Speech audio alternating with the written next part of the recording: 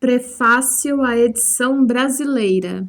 O impacto provocado pela publicação das Memórias de Carl Jung tem se ampliado sem cessar, encontrando aceitação extraordinária pelo público europeu e americano. E por isso nos alegramos de vê-lo finalmente apresentado ao de língua portuguesa.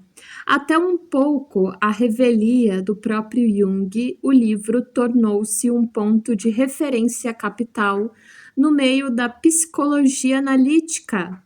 Despertou interesse principalmente na geração dos jovens. Alguns chegaram até a fazer dele guia espiritual. No nosso mundo massificado, onde o indivíduo é reduzido apenas a uma unidade econômica, produto do trabalho e do consumo, a busca da individuação começa a surgir como o único valor que ainda faz sentido. Isto nos deve alegrar sobremaneira, pois o desabrochar da humanidade e seu desenvolvimento faz-se primeiro através dos indivíduos, atingindo depois toda uma cultura. Este livro pode ser lido mais do que qualquer outro em diversos níveis, pois o leitor pode lê-lo tanto como se ler nele, mas vai encontrar ressonâncias da sua própria experiência de vida e de sua cultura, e de lá fazer nascer o sentido ou não sentido da obra. Mas não deve se esquecer que as memórias surgem ao término de toda a obra científica do autor e que a leitura desta possibilita uma compreensão produtiva e positiva de sua vida. O próprio Jung nos diz que sua obra é apenas a formulação científica e em linguagem moderna de sua experiência das realidades da alma e de suas observações empíricas junto aos seus pacientes. Se a obra científica de Jung estivesse ao alcance do público de língua portuguesa, o melhor, sem dúvida, teria sido deixar a cada um descobrir o sentido e o propósito das memórias. Porém, infelizmente, uma grande parte ainda não foi traduzida, e o mundo da alma no qual o psicólogo de Zurique nos introduz se estende ao infinito das possibilidades, a uma infinidade de tipos de leitura e de interpretações, inclusive a uma leitura selvagem e de tendência esotérica. Isto explica a finalidade desta pequena introdução. Embora esteja longe de mim a ideia de pressupor que exista apenas uma interpretação exata desta história de vida, pois com Nietzsche, abre aspas, esperamos que estamos longe da ridícula pretensão de decretar que o nosso pequeno canto seja o único, a partir do qual tenhamos o direito de ter uma perspectiva, fecha aspas. Parece-me necessário indicar aos que se sentem tocados pelos escritos de Jung certos critérios de leitura. Um deles está claramente expresso em outro texto de Nietzsche, abre aspas. Essencialmente, trata-se de saber em que medida um julgamento, uma leitura, é capaz de promover a vida, mantê-la e conservar a espécie, e inclusive melhorá-la, fecha aspas. Esta concepção pragmática do verdadeiro e do falso Jung a fez sua, considerando-a em relação ao processo de individualização. Se Carl Gustav Jung, como qualquer outro, não é possuidor da verdade, aparece, porém, mais como um inovador ao traçar um caminho novo para o conhecimento espiritual das realidades vivas da alma. Sua vida é um testemunho concreto do que consiste uma vida vivida em termos de busca e de descoberta. Não se pode insistir o bastante em mostrar que sua vida e sua obra científica são a expressão de uma abordagem empírica e experimental. Assim como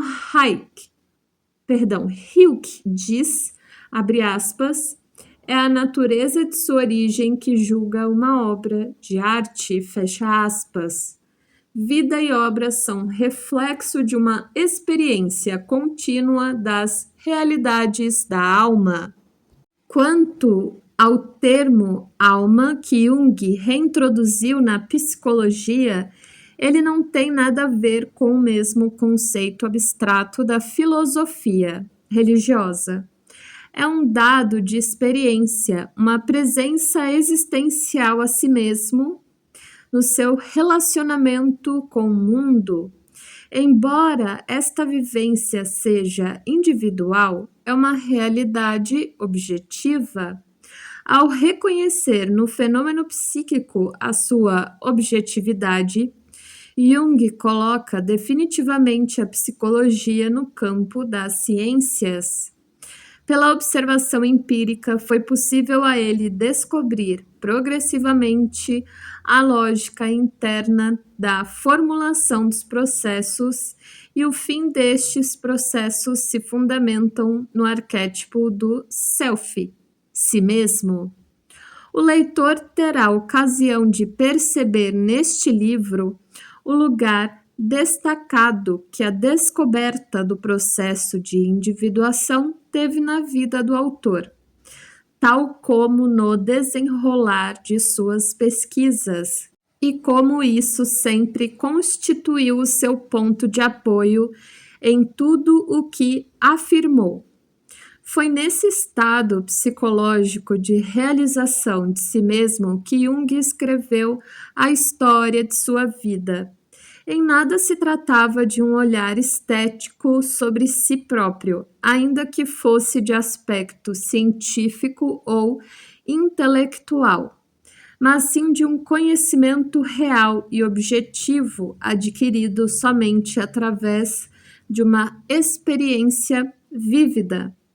O ponto de partida de suas buscas do que seria este processo de individuação assemelha-se a um momento conhecido por muitos como sendo a experiência de falta de um sistema de referência. Me sentia flutuando, escreveu Jung no capítulo Confronto com o Inconsciente, entre outros. Mas em vez de se referir ou se, entre aspas, amarrar a ideias pré-estabelecidas, a um saber de ordem psicológica, a uma posição social, ele se decide a deixar surgir simplesmente aquilo que quer aparecer, ainda que pareça um absurdo total. Para isto, teve que vencer todo tipo de resistência, humilhações e repulsas para deixar-se desenrolarem os fantasmas solenes e ridículos, as emoções mais inaceitáveis e, sobretudo, a angústia frente a um mundo caótico de imagens e afetos. Quanto a este compromisso, Jung, como psiquiatra, estava mais do que consciente de que poderia assumi-lo. É verdade que encontrou apoio sólido junto a algumas pessoas de valor que viviam a seu redor e cujo nome quis manter em silêncio, mostrando como é falsa a ideia de que se confinou na autoanálise pura. Devido ao apoio dessas pessoas, escapou de ser tragado pelas forças do inconsciente e pôde adquirir a objetividade necessária em relação a si mesmo. No entanto, foram-lhe necessários uma coragem heróica, um ego sólido, uma consciência aguda de sua tarefa na sociedade dos homens, de sua atividade profissional cotidiana e de suas obrigações familiares para conduzir a termo esta aventura. Não se limitou apenas a compreender com o maior cuidado possível as imagens que emergiam, mas teve que explicar-se com elas e realizá-las em vida. Este último aspecto é fundamental, porém frequentemente negligenciado, levando às vezes a um mal-entendido desastroso do caminho que Jung nos indicou. Ele insiste em vários trechos do livro na atitude ética frente a estes conhecimentos novos.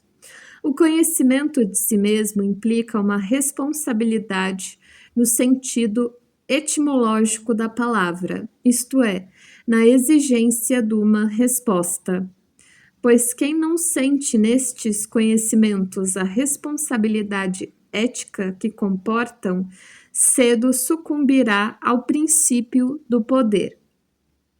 Na vivência e no contorno com os processos do inconsciente, o psicólogo suíço descobriu progressivamente que eles convergem para um certo ponto, o meio. Abre aspas, tinha o nítido pressentimento de que algo de central, com o tempo, adquirirá a representação vívida do self. Esta foi a descoberta final a qual me foi dado chegar. Outro talvez teria ido além. Eu não o consegui. Fecha aspas. Portanto, o self, fundamento da psicologia analítica, não é uma ideia nascida de uma reflexão, mas apresentou-se primeiro a Jung como uma realidade vivida, aliás inesperada, que o sustentou e o ajudou a colocar em ordem os elementos surgidos durante suas provações, dispondo-se a ser ao mesmo tempo sujeito e objeto da experiência. Ele chegou à vivência do self. O homem moderno, enquanto fica prisioneiro do seu ego, cogito ergo sum, dificilmente chegará a compreender o verdadeiro alcance da experiência vivida de Jung. Mas este, frente à situação psicológica conflitual do homem moderno, da qual a crise de nossa civilização constitui o reflexo, sentiu-se exteriormente obrigado a aprofundar as implicações de sua própria experiência. Amplificou-a baseado na sua experiência clínica e num rico material histórico.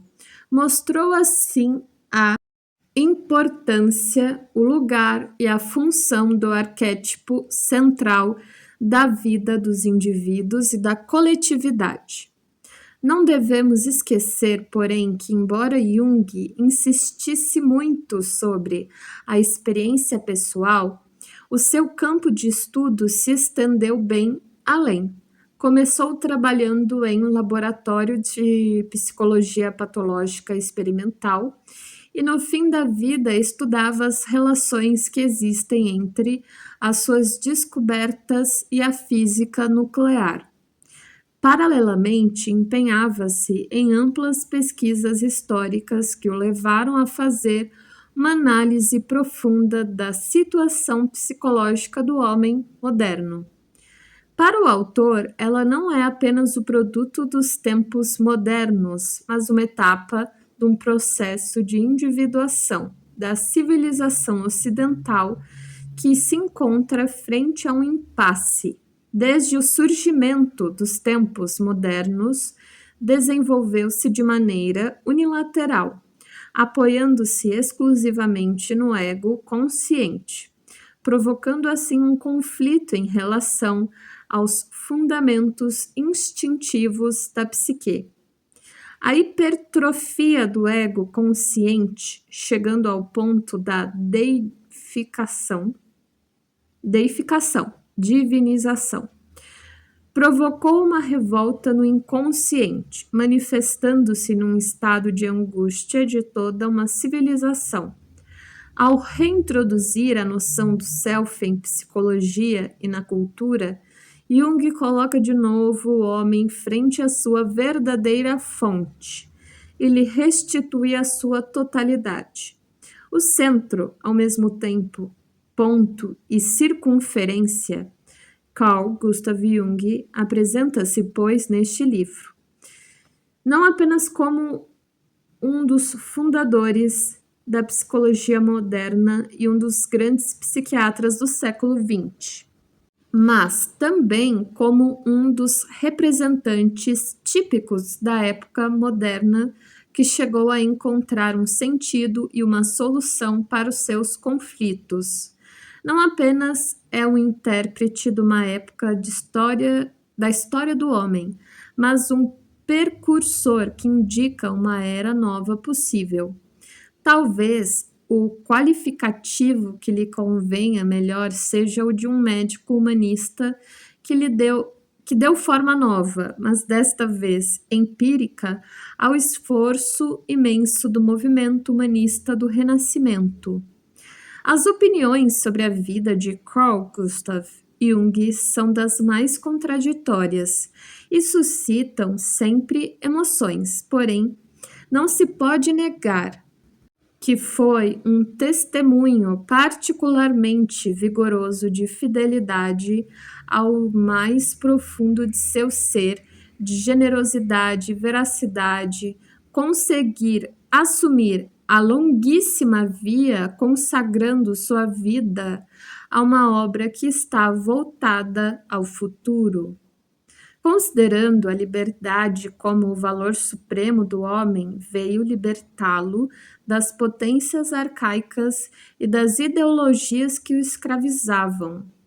O que Goethe dizia de si mesmo pode ser perfeitamente aplicado à obra de Jung, abre aspas. Se suprimisse tudo o que devo aos meus predecessores, restaria pouco. Minha obra é a de um ser coletivo que se chama Gut. Fecha aspas. Por sua vez, Jung escreve, abre aspas, nós não somos os criadores de nossas ideias, mas apenas seus porta-vozes. São elas que nos dão forma, e cada um de nós carrega a tocha que no fim do caminho outro levará. Fecha aspas. Sentimos-nos gratos por apresentar ao público brasileiro, neste ano do centenário de nascimento de Carl Gustav Jung, o testemunho de vida de um dos grandes homens do nosso século. Dora Ferreira da Silva contribuiu para torná-lo mais belo em sua tradução, e graças à editora Nova Fronteira, a publicação foi possível. São Paulo, 16 de março de 1975, Leon Bonaventure. Agora começaremos a introdução de Carl Jung. He looked at his own soul with a telescope, what Smith, S-E-E-M-E-D, all irregular. He saw and shewed, S-H-E-W-E-D, to be beautiful constellations, and he added to the consciousness hidden roads with roads. Coleridge Notebooks. Tradução: ele olhou sua alma através de um telescópio. O que parecia irregular eram belas constelações. Então acrescentou a consciência, mundos ocultos dentro de outros mundos. Coleridge, anotações. No verão de 1956, durante as reuniões de Eranos, em Ascona, o editor Kurt Wolff falou pela primeira vez com amigos de Zurique acerca do seu desejo de publicar uma biografia de Carl Gustav Jung na editora Pantheon, de Nova York. A doutora Yolande Jacobi, uma das colaboradoras de Jung, propôs que essa tarefa me fosse confiada.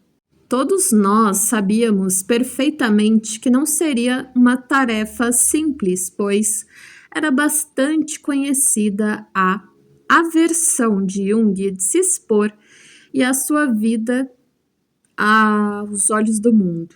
Assim, depois de muita hesitação, resolveu conceder-me uma tarde por semana para abordarmos juntos este trabalho. Isto foi um privilégio, dado seu intenso programa de trabalho e sua idade avançada. Começamos a trabalhar na primavera de 1957. Kurt Wolff manifestara sua expectativa de que o livro não aparecesse sob a forma de uma biografia, mas sim de uma autobiografia. Jung mesmo deveria falar. Determinada a forma do livro, minha primeira tarefa consistiu exclusivamente em formular perguntas e anotar as respostas de Jung. No início, ele mostrou-se reservado e reticente, para logo em seguida falar com um interesse crescente acerca de si próprio, de sua formação, de seus sonhos e pensamentos. A atitude favorável de Jung no tocante a este trabalho em comum progrediu de forma decisiva no fim de 1957. Depois de um período de inquietação interior, emergiram imagens de sua infância, há muito submersas. Jung supôs que havia entre elas e certos pensamentos de suas últimas obras um nexo que não conseguia apreender. Certa manhã recebeu-me com a notícia de que ele mesmo escreveria sobre sua infância, acerca da qual já me relatara uma boa parte. Esta decisão era tão auspiciosa quanto inesperada. Eu sabia que escrever se tornara para ele uma atividade cansativa e que, se resolvera fazê-lo, deveria ser em resposta a uma missão ditada pelo mais profundo de si mesmo. Em consentimento foi, portanto, a razão intrínseca da autobiografia. Algum tempo depois desta sua resolução, anotei as seguintes palavras de Jung: escrever um livro é sempre para mim uma confrontação com o destino.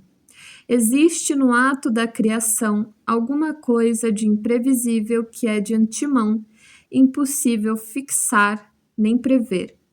Assim, esta autobiografia já toma um rumo diferente daquele que eu, a princípio, imaginara. É por necessidade que escrevo minhas primeiras lembranças, e um só dia de abstenção já me causa mal-estar físico.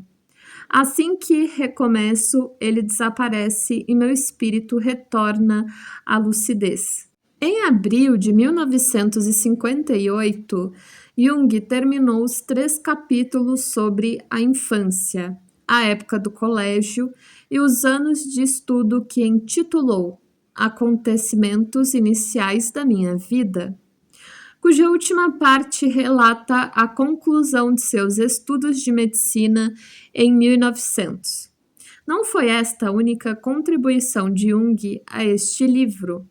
Em janeiro de 1959, encontrava-se em sua casa de campo de Bollingen e dedicava todas as manhãs à leitura dos capítulos já redigidos. Ao devolver-me o capítulo, abre aspas, sobre a vida depois da morte, fecha aspas, disse: algo em mim foi atingido, formou-se um declive pelo qual me vejo forçado a descer. Neste clima apareceram, abre aspas, últimos pensamentos, fecha aspas, onde se encontram suas ideias, as mais profundas, aquelas que atingem os horizontes mais longínquos. No verão do mesmo ano, Jung escreveu, ainda em Bollingen, o capítulo sobre Quênia e Uganda.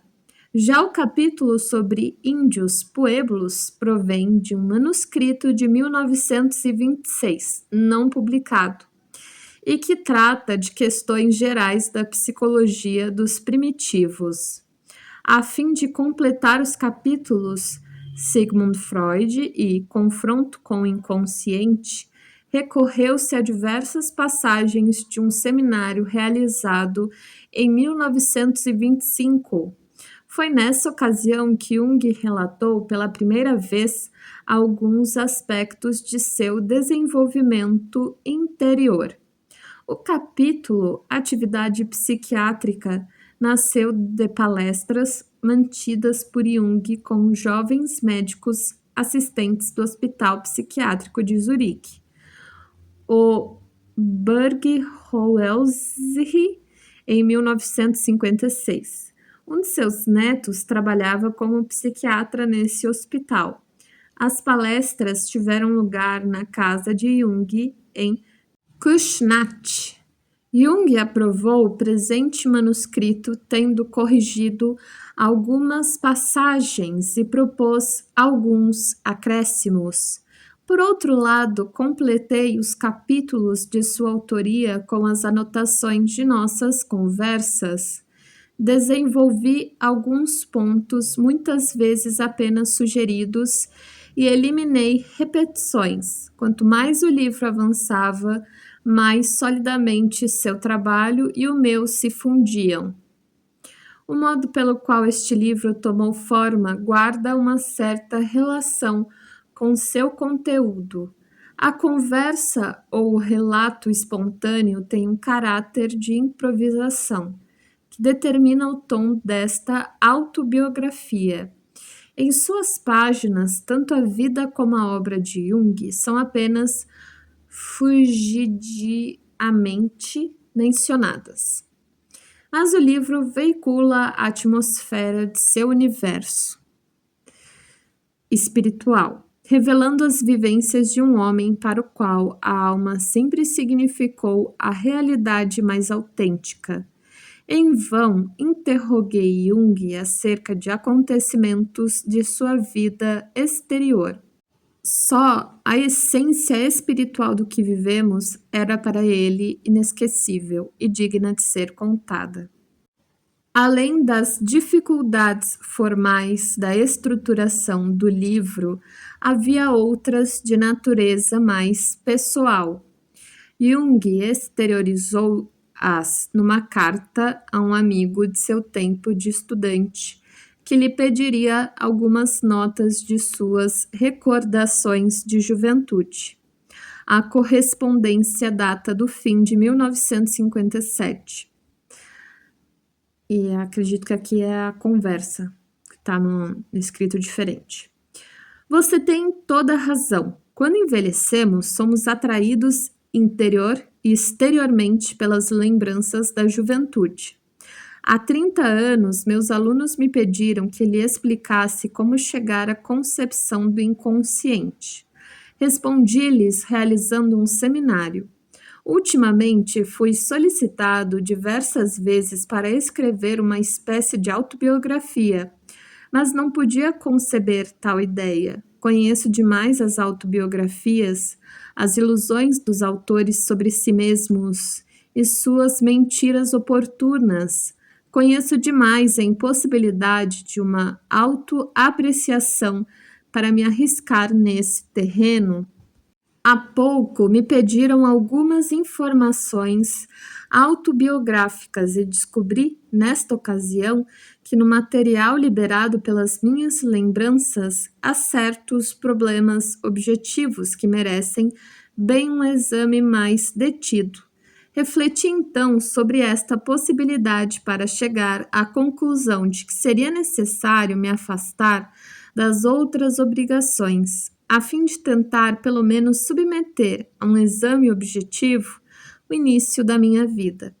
Mas esta tarefa é tão difícil e singular que, de início, fui obrigado a me prometer que jamais publicaria os resultados durante a minha vida.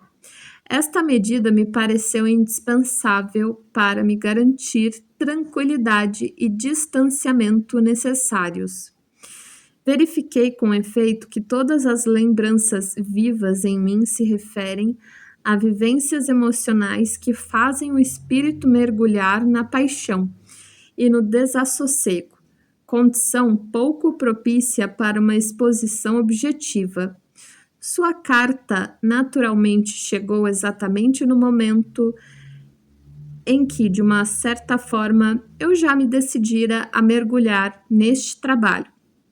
O destino quer, como sempre quis, que na minha vida todo o exterior seja acidental e que só o interior represente algo de substancial e determinante. É assim que todas as lembranças de acontecimentos exteriores empalideceram, mas talvez nunca tenham representado algo de essencial, ou apenas o foram na medida que coincidiam com as fases do meu desenvolvimento interior. Um número incalculável destas manifestações exteriores caiu no esquecimento justamente porque, como então me parecia, todas as minhas forças estavam empenhadas nelas.